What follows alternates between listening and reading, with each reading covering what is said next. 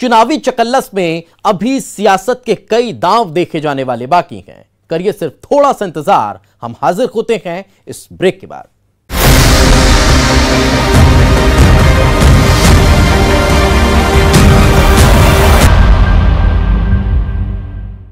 Break के बाद एक बार फिर आपका स्वागत है।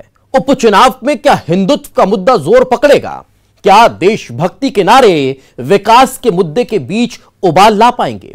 मिशन 28 में उपचुनाव के पीछे बीजेपी का तर्क कि विकास कार्य रुक गए थे, तो क्या यह चुनाव विकास के नाम पर लड़ा जाएगा या फिर देशभक्त और देशद्रोही की नई संज्ञा पर नई पटकथा लिखी जाएगी? बिजली, रोजगार, पानी, सड़क के सवाल में देशभक्ति का नारा उबाल ला पाएगा क्या? देखिए रिपोर्ट।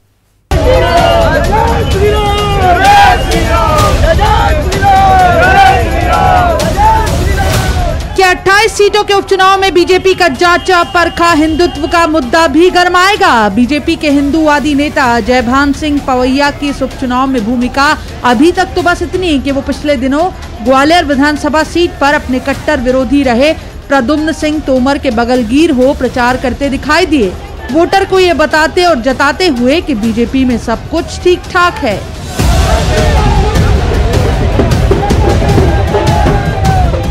लेकिन पार्टी के कट्टर हिंदू छवि के नेता क्या इस उपचुनाव में हिंदुत्व की हुंकार भरने जा रहे हैं? हालांकि उन्होंने कहा कि ये उनका व्यक्तिगत विचार है, लेकिन बीजेपी नेता ने हिंदुत्व की हिलोरें तो उठा दी हैं।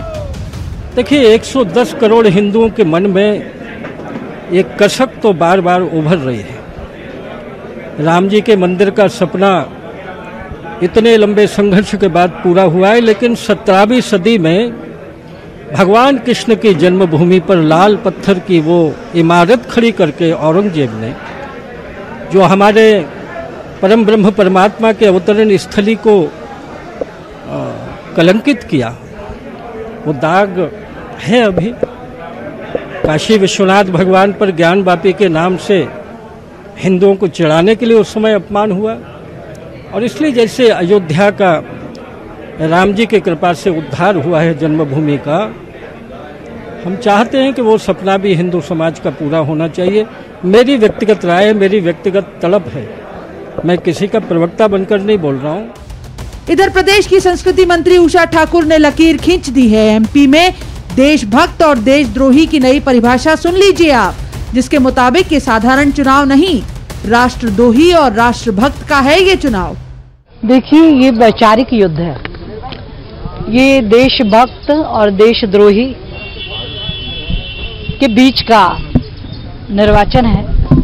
जिनको राष्ट्रवादिता से प्रेम था वो भारतीय जनता पार्टी के साथ हैं, जो राष्ट्रवाद से विमुख हुए वो कांग्रेस के साथ। यानी जो बीजेपी में नेता थे जैसे पारुल साहू, अब कांग्रेस में चले गए तो देशद्रोही होंगे।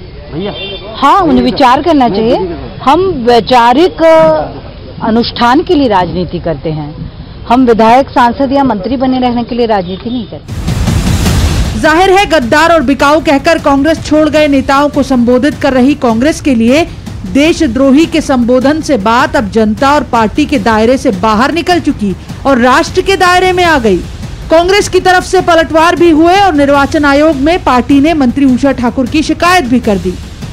प्रदेश की कैबिनेट मंत्री सुश्री उषा ठाकुर द्वारा, जिनकी आरएसएस की पृष्ठभूमि है, उनके द्वारा कहा है कि ये चुनाव इस समय देशवाद का एक चुनाव है। जो लोग राष्ट्रवादी हैं वो भारतीय जनता पार्टी के साथ रहेंगे और जो कांग्रेस के साथ हैं वो देशद्रोही रहेंगे। इससे साफ है कि ये अलगाववाद पैदा करना चाहती है, सापड़ा का सद्भाव बिगाड़ना चाहती हैं। इनकी हमने चुनाव आयोग से शिकायत की है कि इन्हें चुनाव प्रचार से अलग रखा जाए और इनको मंत्रिमंडल से हटाने तत्काल हटाया जाए। उषा ठाकुर इसके पहले आदिवासी संगठन जैस को भी देशद्रोही संगठन की उपमा दे चुकी हैं। बाद में जैस के बवाल और आदिवासी वोटर के नाराज हो जाने के ख्याल में उषा ठाकुर को अपना बयान वापस लेना पड़ा था। सारे राष्ट्रभक्त वनवासी होते हुए कैसे जैश जैसे देशद्रोही संगठन इस क्षेत्र में पनप। मैं उन सभी सामाजिक संगठनों का बहुत सम्मान करती हूँ जो जनजाति समाज के उन्नति, प्रगति और विकास के लिए कार्य कर रहे हैं। मेरी कथन रचना से यदि किसी को ठेस पहुंची तो मैं क्षमा चाहती हूँ। हैरत की बात यह है कि बीजेपी की तरफ से 28 में से 22 सीटों पर आधे कार्यकाल में उपचुनाव कराए जाने की वजह ये बताई जा रही है कि यहाँ विकास के कार्य रुक गए थे। ऐसे में वोटर छोड़िए, दल बदल कर रहे नेता देशभक्त और देशद्रोही की नई संज्ञा और विशेषण के साथ क्या नई पटकथा लिख पाएंगे? बिजली, रोजगार, पानी, सड़क के सवाल में क्या उबाल मार पाएगा देशभक्ति का नारा? वैसे सुर्खी विधानसभा सीट पर हिंदुत्व के मुद्दे ने रामशिलाओं के साथ एंट्री ले ली है। भोपाल में शरद श्रीवास्तव और अनुराग श्रीवास्तव के साथ bureau report, news 18 Madhya Pradesh Chhattisgarh.